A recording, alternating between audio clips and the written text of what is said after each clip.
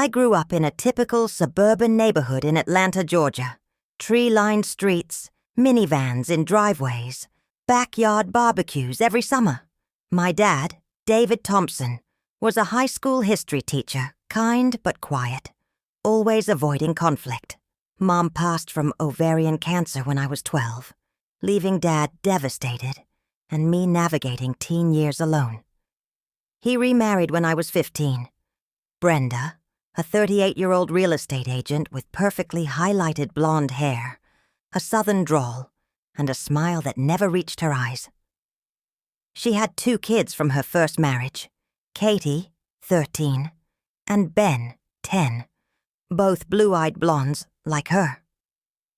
The blending wasn't easy. Brenda redecorated our house. Mom's photos tucked into boxes in the attic, replaced with family portraits of her, Dad, Katie, and Ben. I felt like an outsider in my own home. Brenda was sweet in public. Mia's like my own. But at home, it was nitpicks. Mia, your curls are so wild. Try straightening them. Or, that outfit's a bit urban, don't you think? I ignored it. Dad said, "She's trying, honey. Give her time." High school was my escape. I met Jamal Jackson junior year. Tall, dark-skinned, star basketball player, kind heart that saw through my tough shell. We dated quietly at first. Brenda didn't like mixed anything. "Stick to your own kind, Mia. It's easier." Dad shushed her, but I saw the looks. We graduated 2020. Pandemic chaos, virtual ceremony. Jamal went to Morehouse on scholarship. I went to Spelman. We stayed together, long-distance weekends. By sophomore year, I was pregnant, unplanned but wanted. Jamal proposed at a picnic in Piedmont Park. "We'll make it work, Mia. For us. For our baby." Dad was shocked but supportive. "I'll be there for you, kiddo." Brenda. Her face twisted. "Pregnant at 20? With him? This family has an image, Mia. What will people say?" I ignored her.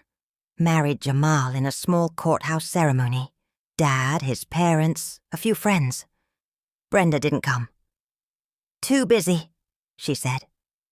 Our daughter Layla was born in March 2022. 7 pounds 1 ounce, caramel skin, Jamal's dark eyes, my curly hair. Perfect. We rented a small apartment in Atlanta suburbs.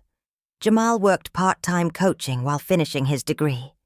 I took maternity leave from my campus job, started online classes for teaching certification. The first family gathering after Layla's birth, Easter 2022 at Dad and Brenda's. I brought Layla in her little pink dress, chubby cheeks smiling. Brenda cooed for 5 minutes then. "She's cute, but let's take photos without her for the Christmas card this year. She doesn't quite fit our look. The blondes, you know." I froze. "What do you mean, our look?" Brenda waved a hand. "Oh, honey, you know, Katie, Ben, me, all fair. Layla's different. We want the card to match. It's tradition." Dad shifted uncomfortably. "Brenda, that's not—" I cut him off. "Different how? Because she's biracial? Because she looks like her father? Like me?" Brenda smiled tightly. "Don't make it racial, Mia. It's aesthetics. The card looks better uniform." I stood, picked up Layla. "We're leaving. She's not a prop. And she's family. Whether she fits your whitewashed look or not." Brenda rolled her eyes. "So dramatic. It's just a photo." I looked at Dad. "Are you going to say something?" He looked down. "Mia, let's not fight." I left. Jamal met me at home, held us both while I cried. No more gatherings after that. Brenda banned Layla from photos anyway, posted the Christmas card on Facebook. Dad, Brenda, Katie, Ben, all smiling, blonde, perfect. Caption: "Our beautiful family, blessed." No mention of me or Layla. Friends messaged, "Where's Layla?" I didn't reply publicly. Blocked Brenda. Dad called a week later. "I'm sorry, Mia. Brenda's traditional. Come back. We miss you." "Miss me? Or miss the image of a happy family? She banned your granddaughter because she's black, and you let her." He sighed. "She didn't mean it that way." I hung up. Limited contact after that. Texts for birthdays. Dad visited alone sometimes, brought gifts for Layla, played with her in the park. Never mentioned Brenda. By 2024, Layla was 2, walking, talking, full of giggles. Jamal finished his degree, started teaching high school math. I got my certification, landed a job at an elementary school. We bought a small house in Decatur, 3 bedrooms, fenced yard, room for Layla to run. Brenda's exclusion continued. Family reunions, Dad's side. She'd take photos of the kids, Katie, Ben, cousins, all white or light. Layla? "Oh, she can play over there. This is for the album." I stopped going. Dad divorced Brenda in 2026. Irreconcilable differences. He said on a call, "She was too controlling. I miss my granddaughter. Can I come see her?" I let him. Slowly. Supervised visits. Layla called him Papa Dave. He cried the first time. Brenda? Vanished. No contact. Until 2030. Layla was 8, 3rd grade, soccer star, drawing endless family pictures. Me, Jamal, her, Papa Dave, Abuela and Abuelo Jackson. No Brenda. Then a letter arrived. "Mia, I was wrong. About everything. The photos, the look. I was shallow, racist. I see that now. Katie and Ben moved away. David left me. I'm alone. I want to know Layla. Please, one chance. Brenda." I burned it. No reply. But Brenda didn't stop. Cards for Layla's birthdays. Gifts. Dolls that looked like Katie. Blonde, blue-eyed. I donated them. Then the begging escalated. 2032. Brenda's health scare. Heart attack. Hospitalized. Called Dad. They stayed civil for the kids' sake. "She's asking for Layla. Says it's her dying wish." I met Brenda at the hospital. Alone. No Layla. She looked small in the bed. Tears in her eyes. "Mia, I'm sorry. I was ignorant, jealous. Wanted a perfect family. Layla didn't fit my idea, but she's beautiful. Please let me see her." I stood at the door. "You banned her because she's biracial. Because she looks like her father, like me. You made her feel unwanted before she could speak. You don't get to see her now because you're scared of dying alone." She sobbed. "Please, I'll do anything." No. I left. Brenda survived. Remission. But the pleas continued. Letters, calls through Dad. I blocked everything. Layla asked about her at 12, 2034. "Why doesn't Grandma Brenda like me?" I told the truth. She didn't at first, because of how you look. But that's her problem, not yours. You're perfect. Layla nodded. "I don't want to see her." And that was that. The breaking point came in 2040. Layla's high school graduation, valedictorian, speech about diversity, family, rising above exclusion. Sophia in the front row, Jamal beside her, Abuela Rosa cheering loud. Brenda showed up, uninvited, sat in the back. After she approached in the parking lot, tears streaming. "Mia, Layla, please. I want to be in the pictures. I'm so proud. Let me make it right." Layla looked at her, then at Sophia. "Sophia, no. You don't get to be in her pictures. You banned her from yours. Goodbye, Brenda." Brenda broke, sobbing, pleading. "Please, I'm sorry. I was wrong." Security escorted her away. Layla hugged Sophia. "Thanks, Mom. I don't need her." They took photos. Real family. Smiling, whole. Brenda never reached out again. She died alone in 2045.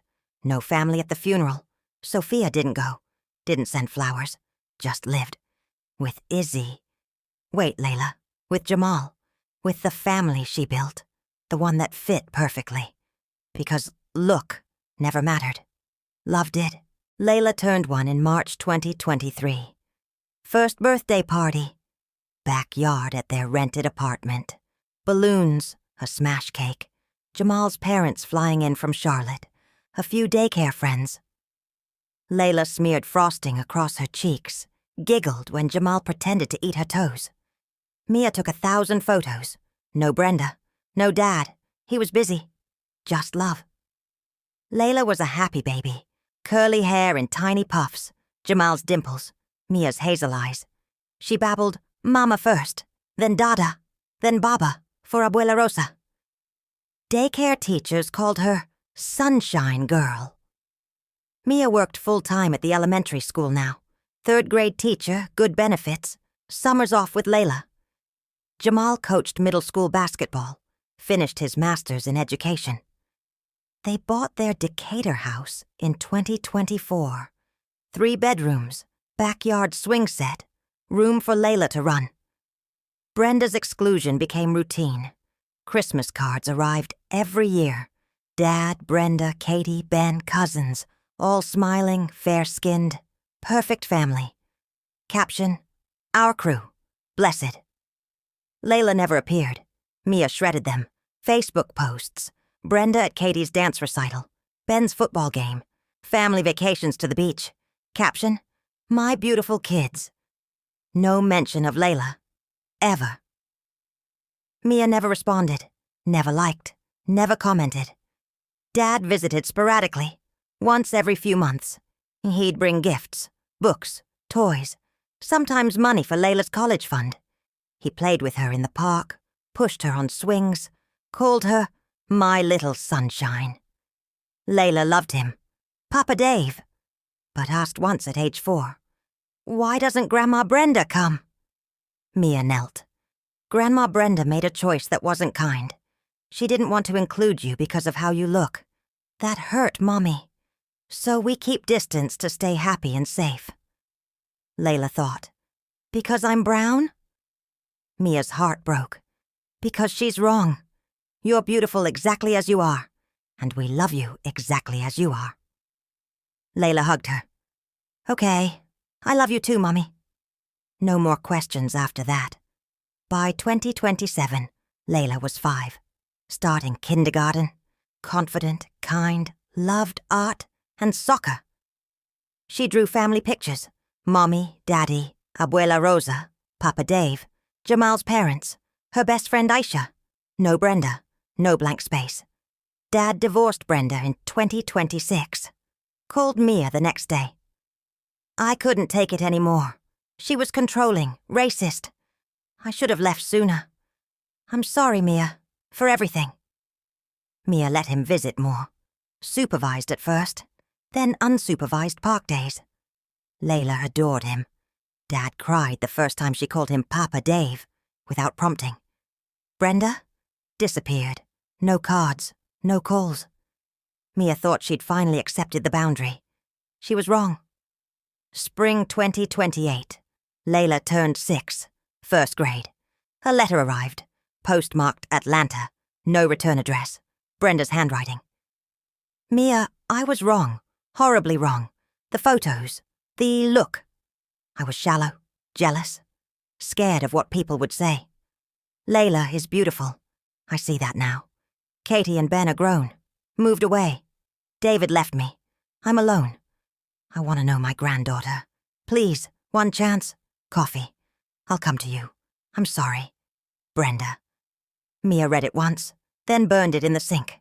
No reply. But Brenda didn't stop. Cards started again. Layla's birthday, Christmas. Small gifts. Books. Dolls. All white. Blonde. Never diverse. Mia donated them. Layla never saw them. Then the indirect guilt. Dad, now divorced, living alone, called. Brenda's asking about Layla. Says she's changed. Therapy. Church. She cries about missing her. Mia. She can cry all she wants.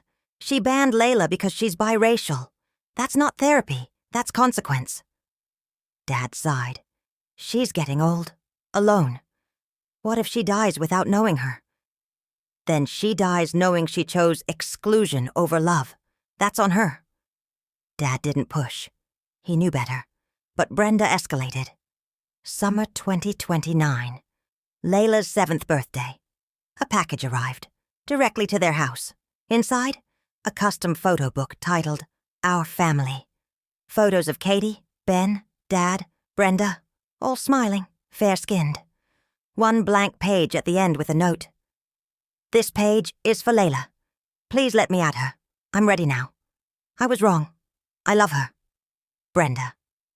Layla found it first, flipped through, saw the blank page, asked, Mommy, is this for me? Mia sat her down. Yes. Grandma Brenda sent it. She wants to include you now. But she didn't before, because of how you look. We don't let people in who hurt us. Layla closed the book. I don't want it. I have you, and Daddy, and Papa Dave. That's my family. Mia donated the book. Brenda's next move. Facebook post. Public. Mia saw via a friend's screenshot.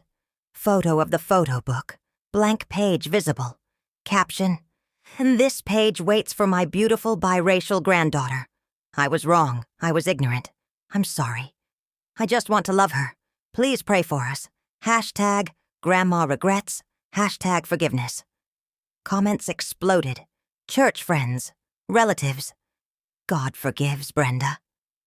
Mia should let her see the child. Praying for reconciliation. Mia blocked everyone who tagged her, but the damage lingered. Layla saw the screenshot at school. Someone's parent showed her. Came home crying. Why does she post about me now? She didn't want me before. Mia held her. Because she's lonely and guilty. But that doesn't mean she gets to hurt you again. You're loved exactly as you are. Always. Layla nodded. I don't want to see her. Ever. Mia kissed her forehead. Then you don't have to. The begging peaked in 2032. Layla's elementary graduation. 5th grade moving up ceremony. Mia and Jamal in the front row, cheering. Layla walked across the stage in her little cap and gown, diploma in hand, smiling wide. Brenda showed up, uninvited, sat in the back. After she approached in the hallway, tears, trembling. Mia, Layla, please, let me take a photo. Just one. I'm so proud. I was wrong. I see it now. Let me be part of this. Layla looked at Mia, then at Brenda. No, Layla said calmly. You didn't want me before. You don't get me now. Brenda sobbed. Please, I'm sorry. I love you. Layla stepped back. Love doesn't ban people. Goodbye. Mia put an arm around Layla. They walked away. Brenda stood there, broken, crying, alone. Security asked her to leave. Mia and Layla took photos with Jamal, friends, teachers, real family, smiling, whole. No Brenda. The door was shut, forever. Brenda never tried again. She faded, health declining, alone, regretting. Mia and Layla never looked back. Because the look Brenda cared about so much. It never mattered. Love did. And they had plenty. Layla turned 8 in 2030. 2nd grade. Soccer team captain. Art club star. She started asking deeper questions after a school diversity project. Why did Grandma Brenda not want my picture? Mia sat her down. Because she was wrong about people who look different. She thought only one look was okay. That's called racism, baby. She hurt us. So we chose to keep her away so you could grow up feeling loved exactly as you are. Layla nodded. I'm glad. I don't want someone who doesn't like how I look. Mia hugged her. You're perfect, and anyone who can't see that doesn't deserve you. No more questions for a while. Layla drew family portraits. Mommy, Daddy, Papa Dave, Abuela Rosa, Jamal's parents, Aisha. No Brenda. No blank space. Dad's visits increased. He took Layla to the park, bought her sketchbooks, cheered at every game. He apologized often.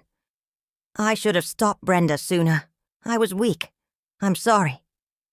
Mia let him stay in their lives. For Layla, not for him. Brenda's next wave came in 2031, Layla's 9th birthday. A package arrived, a custom doll with curly hair and brown skin. Finally diverse. Card. For my beautiful granddaughter.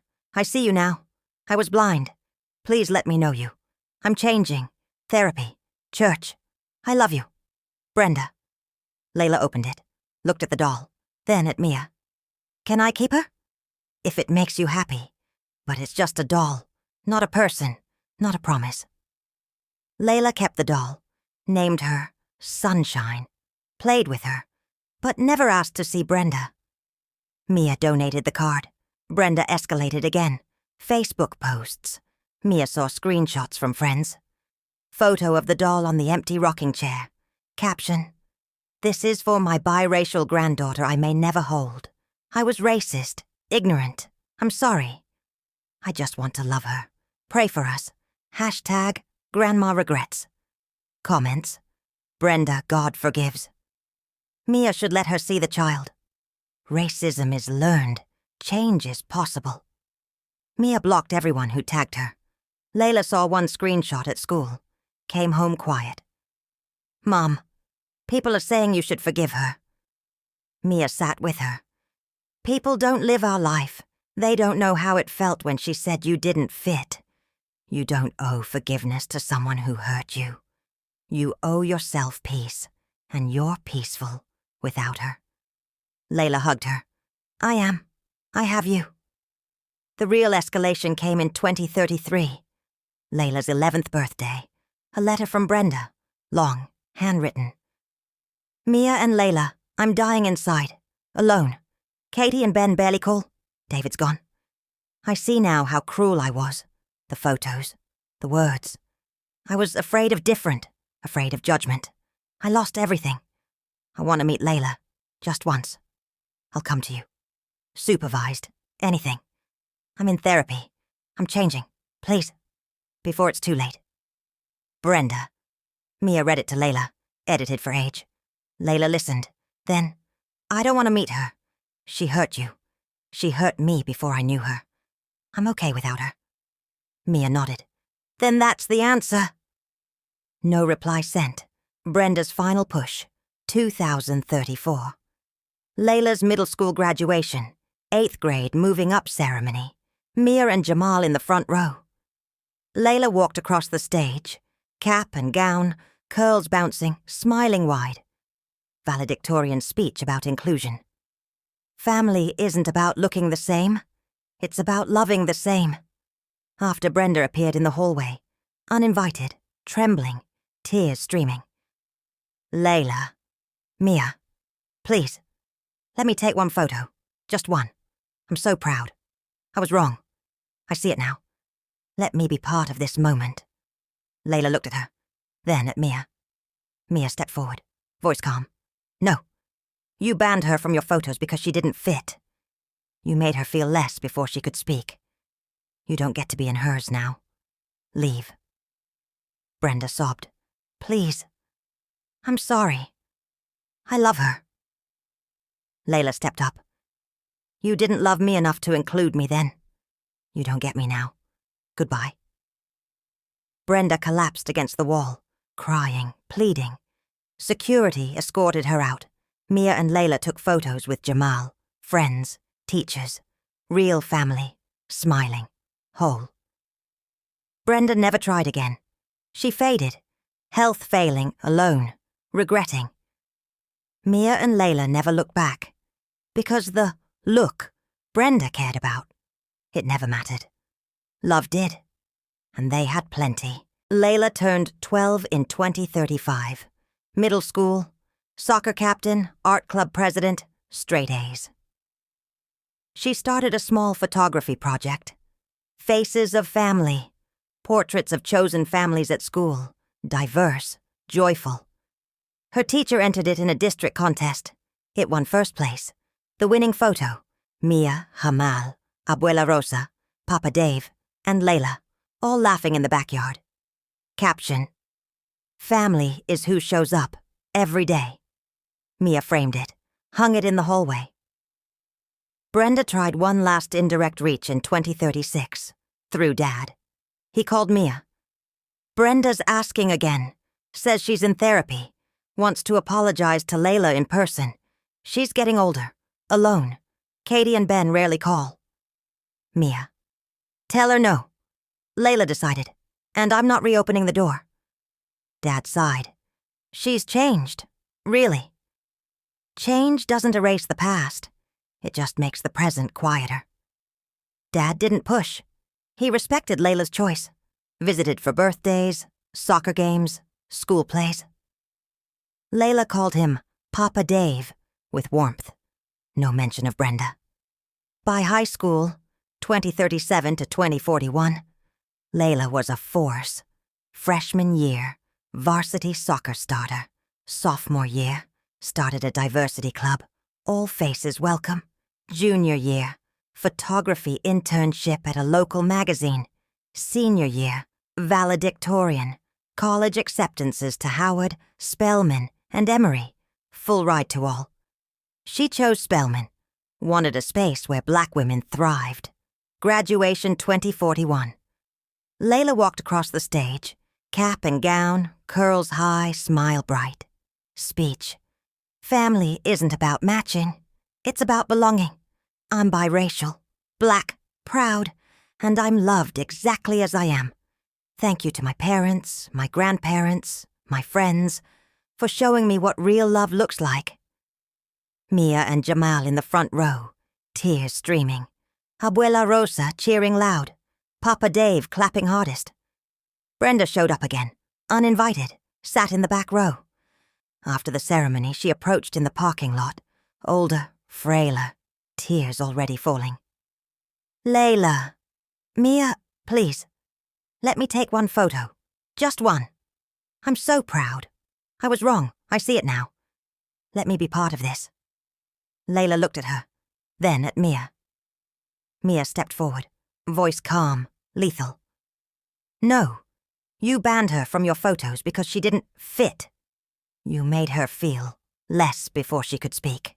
You don't get to be in hers now. Leave. Brenda sobbed. Please, I'm sorry, I love her. Layla stepped up, 18, tall, steady. You didn't love me enough to include me then. You don't get me now. Goodbye, Brenda. Brenda collapsed against a car, crying, pleading. Layla, please. Security arrived, escorted her away. Mia and Layla took photos with Jamal, friends, teachers, real family, smiling, whole. No Brenda. Brenda never tried again. She faded, health failing, alone, regretting. Mia and Layla never looked back, because the look Brenda cared about, it never mattered. Love did, and they had plenty.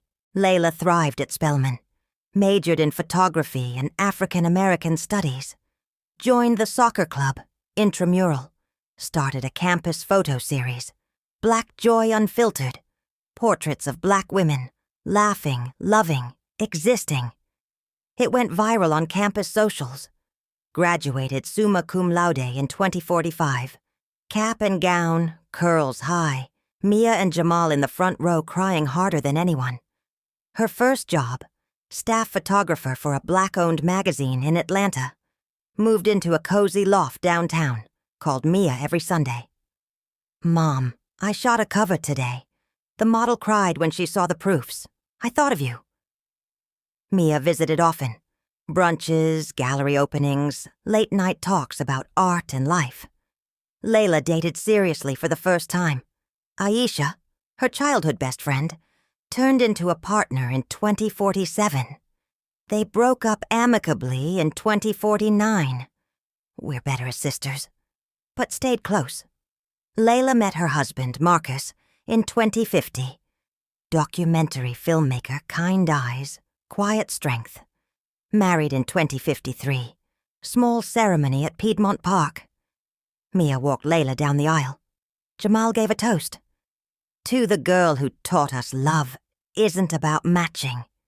It's about belonging. Their first child came in 2055. A girl named Amara. Mia held her granddaughter and felt the circle complete. Amara had Layla's curls, Marcus's smile, Mia's determination. Layla whispered to her, "You're wanted, always, no matter what." Mia babysat often. Weekends in Atlanta, stories, photo shoots in the park. Layla never mentioned Brenda to Amara. Not yet. When Amara asked about great-grandmas, Layla said simply, "Some family members make choices that hurt. We choose the ones who love us right." Mia added, "And you have so many who do." Second child in 2062, a boy named Kai. Mia joked, "You're building the family she never could." Layla laughed. "We're building what we always deserved." 2065. Layla's career peaked. Her photo book, Unfiltered Belonging, published. It featured portraits of blended biracial chosen families. One chapter subtly mirrored Mia's life. No names, just the emotional truth. It won a national award. Layla dedicated it to my mother, who showed me how to stand when the world tried to erase me. Mia cried reading the inscription, framed the book beside Layla's high school graduation photo. Brenda never reappeared. She passed in 2045. Heart failure. Alone. Papa Dave told Mia quietly. Mia didn't go to the funeral, didn't send flowers, didn't tell Layla. Just lit a candle that night, said nothing, just sat.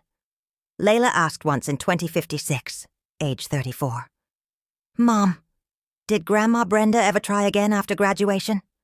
Mia, "No. She faded, and we kept living." Layla nodded. "Good. I don't miss what I never had." 2070s. Layla in her 40s and 50s. Mia semi-retired.